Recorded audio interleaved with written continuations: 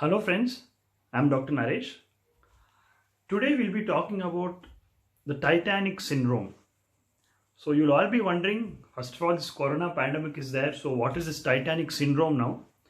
See, let me tell you, Titanic syndrome is responsible for more than 50% of the admissions of COVID patients in the hospital, and it's a very rampant syndrome.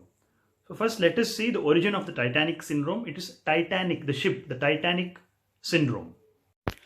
As you all know, the Titanic ship was built in the year 1912 in England, and it was set to sail from the port of Southampton in southern England to New York City in America. So this is the original photo of the Titanic ship. Now, what do we mean by Titanic syndrome? It simply means the Titanic is unsinkable. The syndrome started like this. I don't want to name anybody, but the chairman of the entire company that owned Titanic, he had this syndrome, a very severe form of the syndrome, and it was so contagious that he transmitted the syndrome even to the captain of the ship. So now the captain of the ship, along with the managing director or the chairperson of the company that owns Titanic, both of them had the Titanic syndrome. It simply meant the Titanic is unsinkable. So what were the effects of this? Before they started the Titanic, 2,200 people were supposed to be on board, and they needed at least 50 lifeboats for all of them in case the ship sank. But because of the syndrome, they were so overconfident the Titanic will never sink. So they took only 20 lifeboats instead of 50. Imagine, less than half that were required. That was the first blunder they did. And secondly, they set sail on April 10th in chill weather, and on entire April 13th and 14th of 1912, the captain kept on getting warnings that lot of icebergs are there in the sea, in the Atlantic Ocean. But he repeatedly neglected all of that, and he continued to move at a high speed. And rest is history. All of you know what happened after that.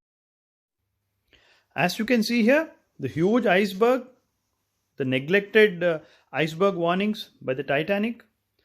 Finally, on the night of April 14th, 1912, this huge ship carrying 2,200 people with insufficient lifeboats collided against the iceberg and landed at the bottom of the Atlantic Ocean. So there were only 20 lifeboats instead of the required 50 to 60. So that means only 800 people were saved, and almost 1,200 to 1,400 lost their lives only because of the Titanic syndrome that was present in both the captain as well as the chairperson of the ship. This is the original newspaper article. Titanic sinks 4 hours after hitting the iceberg.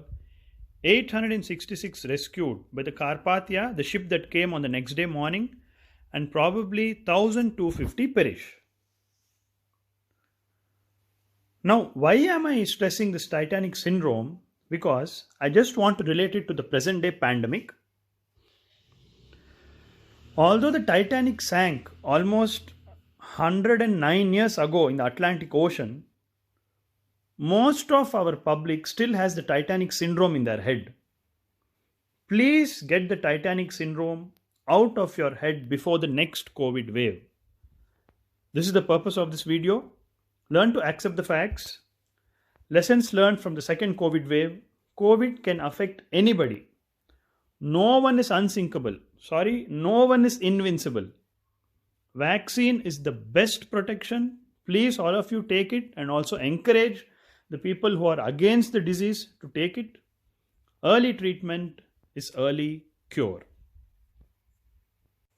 Now, why I gave this example? Because it's easier to understand.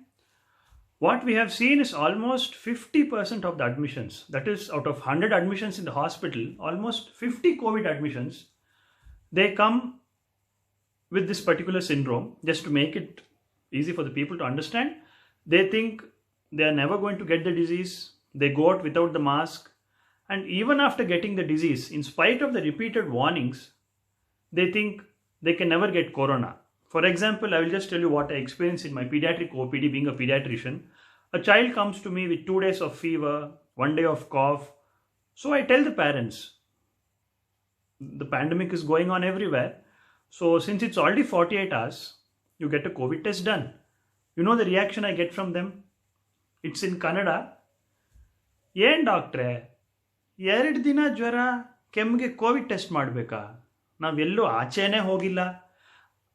Translated, they tell when advised a COVID test, what doctor? It's just been 2 days of fever and 1 day of cough. For that you want the child to get COVID test? I mean, what can we explain? So this is how rampant the ignorance is, or maybe wantedly people are ignorant or overconfident. But please do subscribe and share this video to many people so that all of them accept the facts the way they are, and we all protect ourselves and our society from the next wave whenever it comes.